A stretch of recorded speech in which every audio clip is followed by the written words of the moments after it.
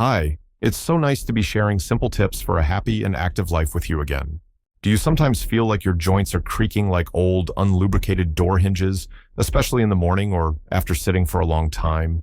Or has that nagging, aching pain in your knees, back, or fingers become an almost constant companion? It's not just age, as we're often told. Very often, behind this discomfort lies a quiet but persistent enemy: chronic inflammation. Imagine barely smoldering embers inside your body that give your joints no peace. Over the years, our internal fire brigade, the immune system, can start to work less cohesively, sometimes reacting too strongly or failing to turn off the alarm signal in time. And what's most frustrating is that some foods we eat every day can add fuel to this fire. Especially insidious in this regard are sugary, fizzy drinks. They're like pure gasoline for this internal fire. White bread, buns, cookies, like dry twigs, ready to flare up at any moment and intensify the flames.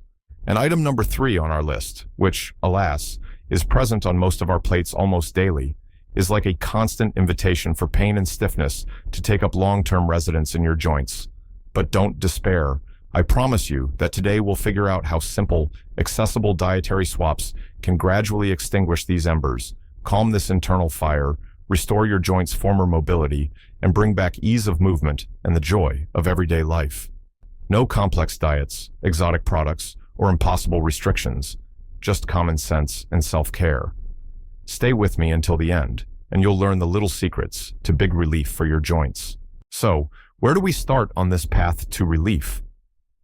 Let's look at what we drink.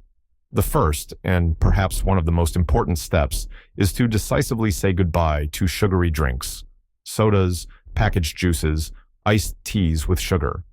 And of course, try to limit sweets, candies, and pastries that so often accompany our tea or coffee breaks. What can you replace them with? The simplest solutions are often the best. Pure water. It's like a life-giving stream for your joints, helping them stay lubricated. Sugar-free herbal teas are also excellent. Chamomile, mint, linden. They'll warm you, soothe the nervous system, and won't add extra fuel for inflammation. If you really crave something sweet, let it be fresh fruit or a handful of berries. But remember moderation. Let me tell you Margaret's story.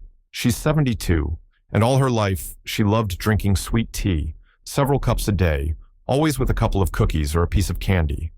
"It's my little joy, a reward for the day," she used to say, and surely many of you understand that feeling. But in recent years, Margaret started noticing it was hard to get up in the morning. Her knees were stiff and aching. During the day, she often felt unexplained fatigue, especially after lunch. She felt heavy, sluggish. Deep down, she suspected sugar might be the culprit, but giving up her familiar sweetness seemed unthinkable. It was associated with comfort, with a ritual, with a small but vital daily pleasure.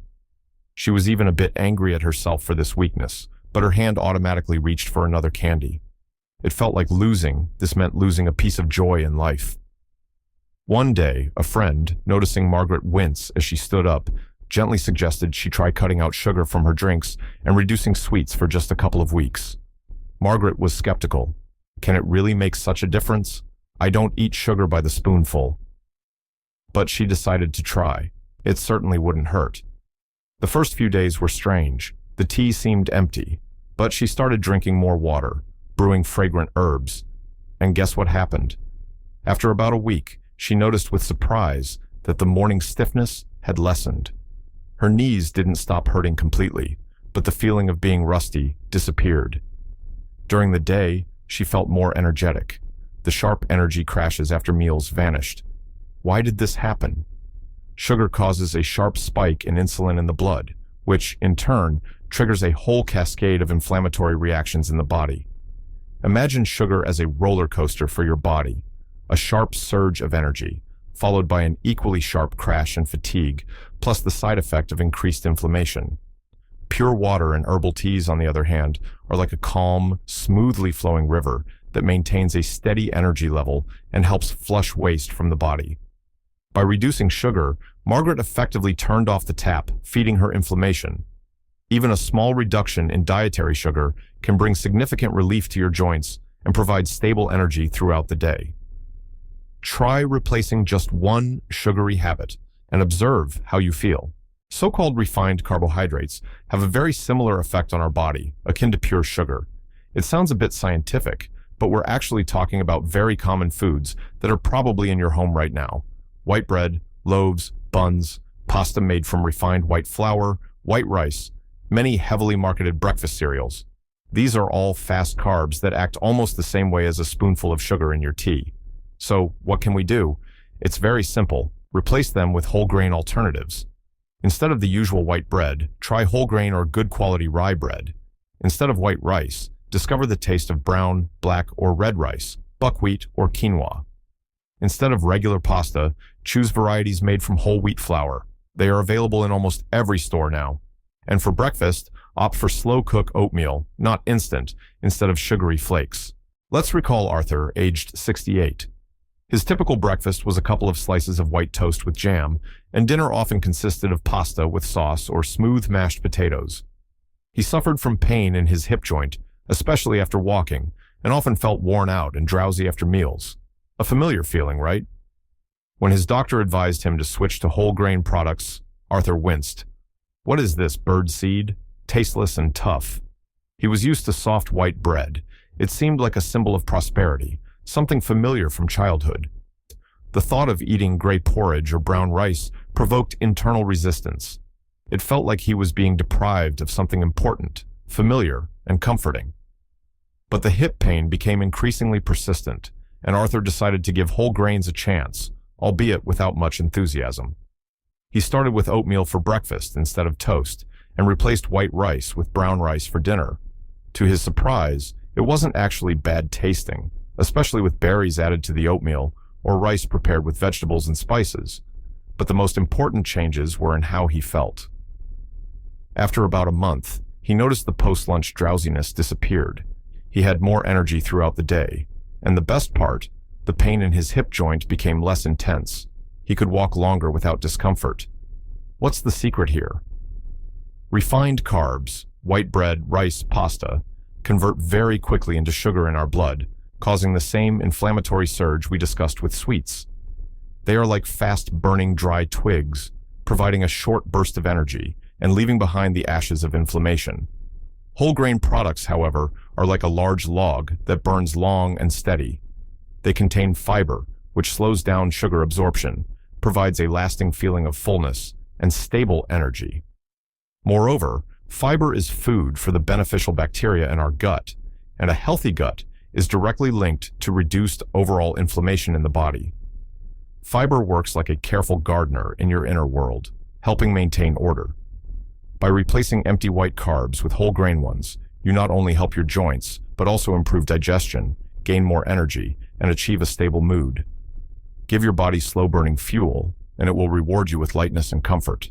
And now let's talk about that culprit number 3 I mentioned at the beginning, the product that so often and unnoticed ends up on our plates, adding fuel to the fire of joint inflammation. What is it? It's processed meats, sausages, wieners, all kinds of cold cuts, salami, ham, bacon, smoked meats, and excessive consumption of red meat, beef, pork, lamb. Yes, I understand these are very common products that many love for their taste, satiety, and convenience, but they often become silent instigators of pain and stiffness in the joints. So, what should we do? Give them up entirely? No, but try to significantly reduce their consumption. Instead of cold cuts on your morning sandwich, try a slice of boiled or baked chicken breast, turkey, or even a little avocado. Instead of sausages, red meat patties, or a fatty steak for dinner, try preparing fatty fish, salmon, mackerel, herring, sardines.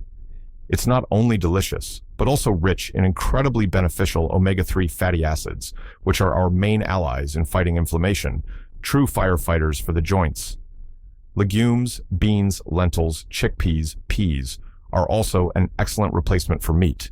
They are wonderful sources of plant-based protein and fiber, providing satiety and benefits without harming your joints. Listen to David's story. He's 70 years old. David was a real meat eater. His morning often started with fried eggs and bacon, and dinner rarely went without a good piece of fried meat or juicy patties. He suffered from arthritis, with particularly painful and swollen finger joints.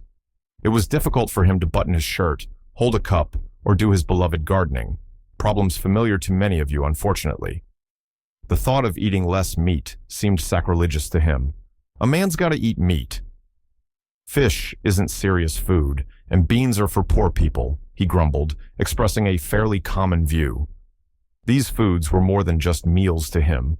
They were part of his identity, a symbol of strength and his usual way of life.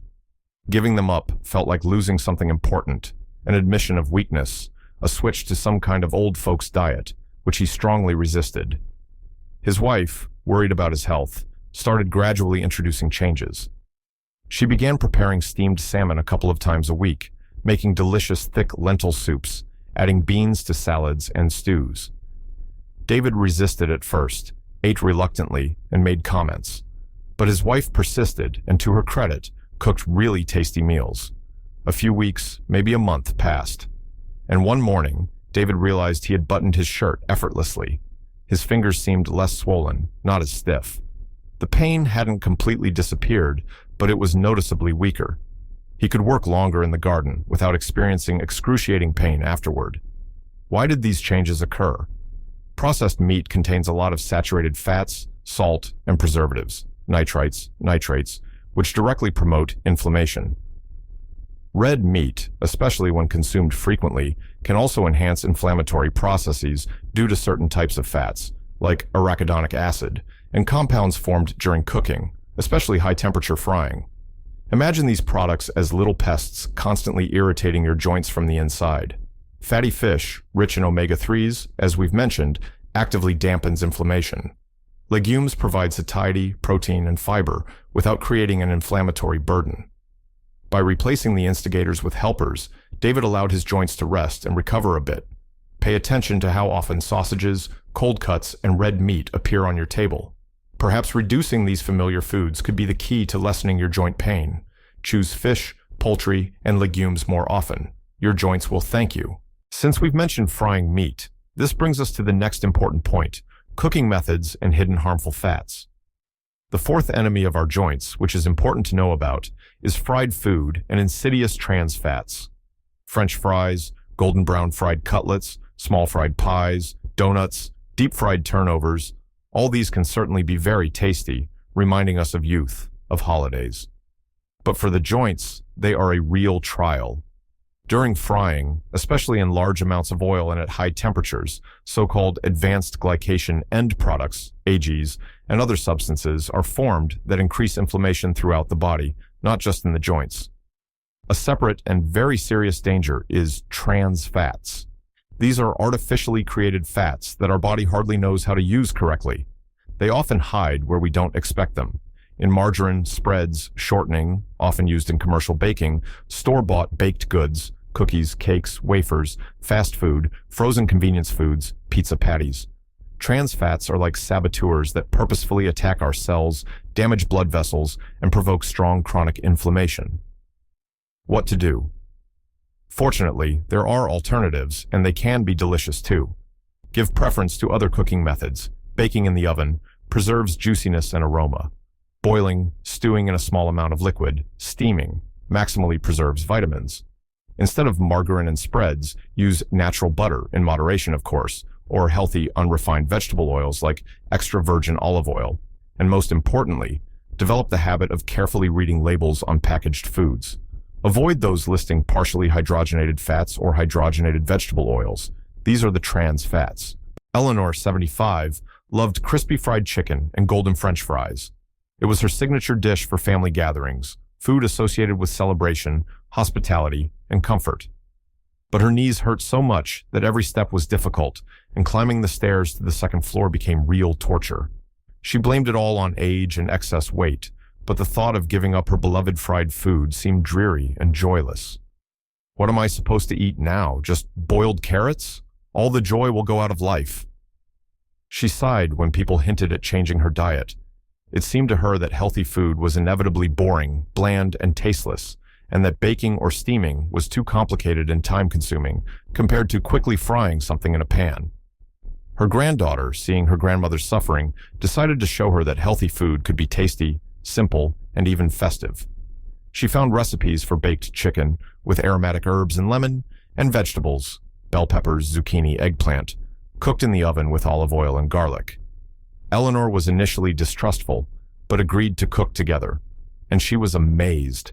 The baked chicken turned out incredibly juicy and flavorful, and the vegetables were sweet, tender, and not boring at all.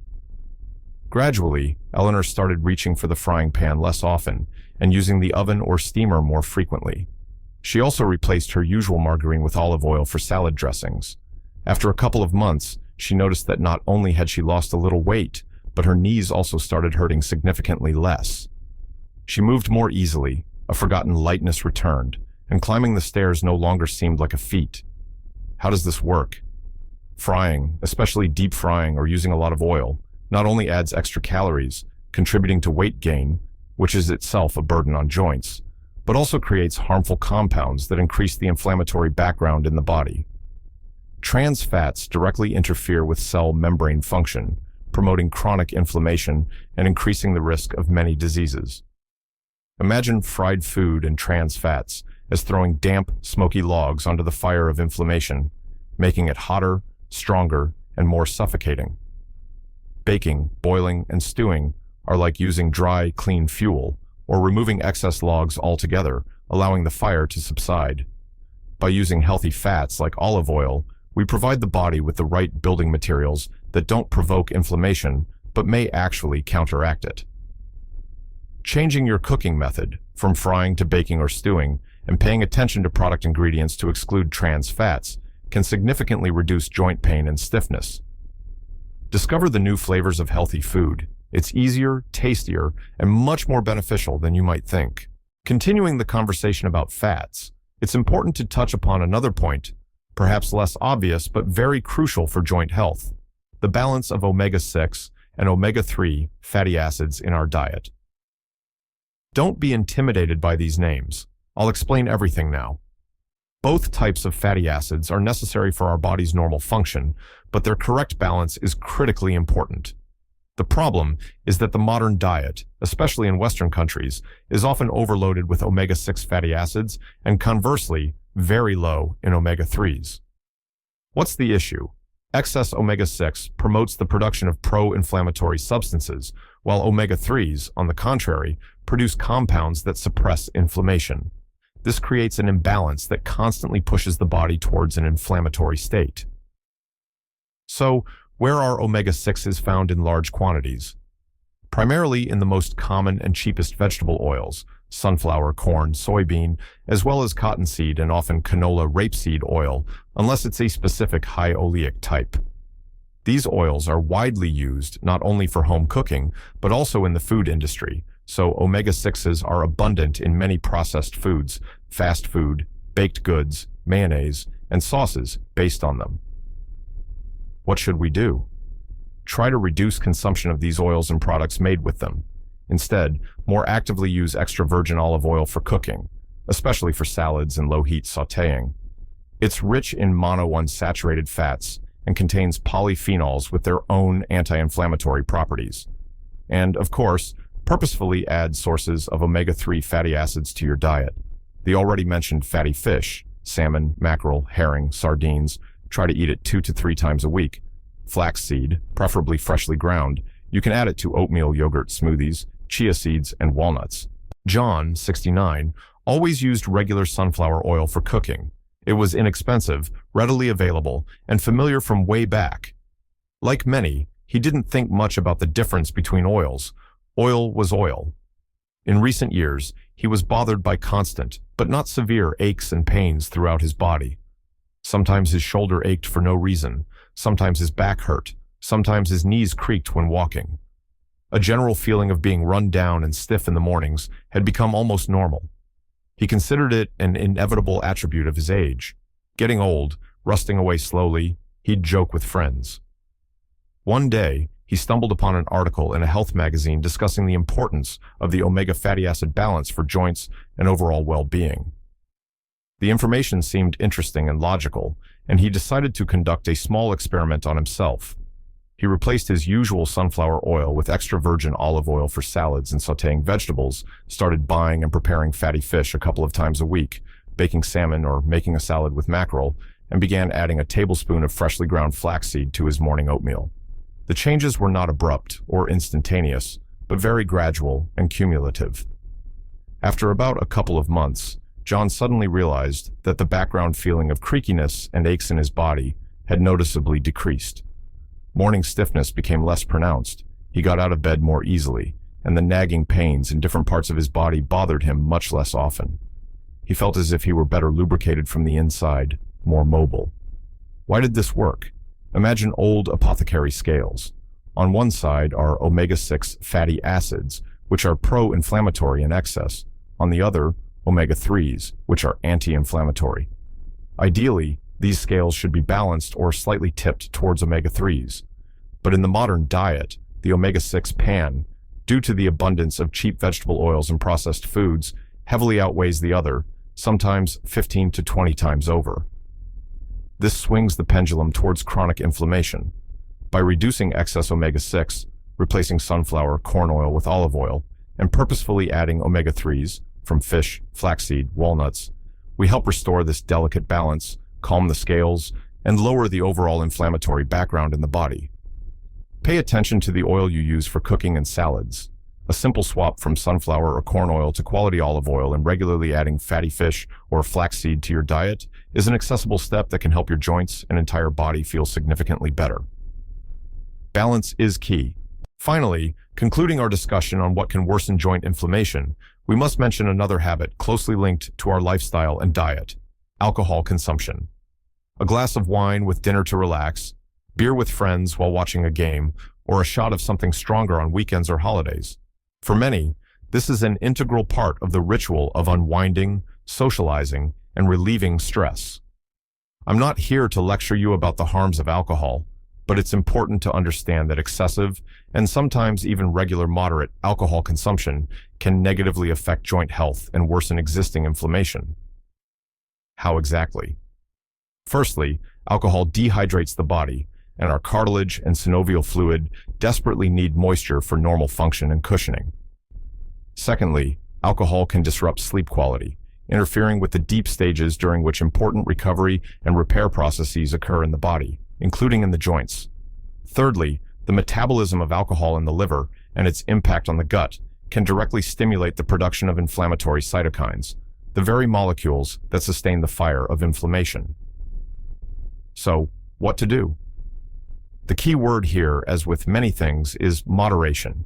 If you do consume alcohol, try to do so as infrequently as possible and in genuinely small amounts. Even more importantly, listen to your body. Do you notice that after an evening with alcohol, your joints hurt more the next day, or you experience swelling or stiffness? If so, that's a clear signal that this load isn't beneficial for your body, and perhaps it's worth giving up alcohol altogether, or limiting its consumption to very rare occasions. Try replacing your usual evening glass of wine with a glass of sparkling water with a slice of lemon and a sprig of mint, or with a cup of fragrant herbal tea, like chamomile or lemon balm, which also helps to relax. Susan, 66, had a long-standing habit of drinking 1 or 2 glasses of red wine every evening. It helps me relax after a long day, switch off from worries, relieve accumulated stress, she said sincerely. And it really did help her forget her problems for a while. But in the mornings, she often woke up with an unpleasant feeling of stiffness throughout her body, especially in her fingers, which were difficult to clench into a fist. She attributed it to fatigue, the weather, age, anything but a direct connection to her evening wine. After all, it was her small, deserved reward, a moment for herself, almost like medicine for stress. Her sleep wasn't very sound either, often interrupted. During a routine doctor's visit about her joint pain, the doctor, after taking a detailed history, also inquired about her dietary habits and beverage consumption. Hearing about the daily wine, he didn't scold or forbid it, but gently recommended trying to cut back or take a break for a couple of weeks, just to observe if it affected her well-being and morning stiffness. Susan was initially indignant. It felt like she was being deprived of her last pleasure and coping mechanism. But the pain was quite persistent, so she decided to try, at least as an experiment. She replaced the wine with sparkling water with lime juice or chamomile tea before bed. The first few evenings felt very strange. Her hand kept wanting to reach for the bottle. She missed the familiar ritual and taste. But after just a week, she noted with surprise that she was sleeping better. Her sleep became deeper and more restful. And after a little more time, she noticed that the morning stiffness in her hands was significantly less. Her fingers bent more easily. She felt generally more energetic and somehow clearer-headed in the mornings. Why does this happen? Alcohol, even in moderate doses consumed regularly, can disrupt the delicate mechanisms of inflammation regulation in the body. It also interferes with proper nighttime rest and tissue repair. Imagine alcohol as constant static on your body's radio frequency, preventing it from tuning into the frequency of health, regeneration, and calm. By removing or reducing this interference, we allow the body to better perform its job of self-repair and reducing inflammation levels. Be honest with yourself about your alcohol consumption. If you suffer from joint pain, try reducing the amount or taking a break for a while. You might be pleasantly surprised by the result. Self-care sometimes requires reconsidering even the most established and pleasant habits for the greater good, your long-term health, comfort, and mobility. These seemingly simple steps and changes in your usual diet and lifestyle can become your staunchest allies in the fight against inflammation and joint pain. Remember, my dears, this isn't about strict prohibitions, starvation diets, or completely giving up everything you love. It's about conscious, wise choices in favor of what nourishes your body, calms it, rather than fueling that unpleasant fire of inflammation. You've lived long, full lives, accumulated invaluable experience, raised children, grandchildren, created your world. And you, more than anyone, deserve to feel good, light, mobile, and enjoy every day, unburdened by constant pain and stiffness. Don't be afraid to try new things, to make small, gradual changes to your diet. Swap one drink for another, choose a different type of bread, prepare fish instead of patties. Your body is your truest friend and wisest advisor. Start listening to its signals a little more attentively. It will surely thank you for your care with improved well-being, a surge of much-desired energy, and the return of the joy of simple movement. Whether it's a walk in the park, working in the garden, or playing with grandchildren. Remember, you have much more control over your health and well-being than you might think. Your wisdom and experience are your strength. Take at least one small but conscious step towards ease today, and it will surely begin to return to your life. Be healthy, take care of yourselves, and believe in your strength.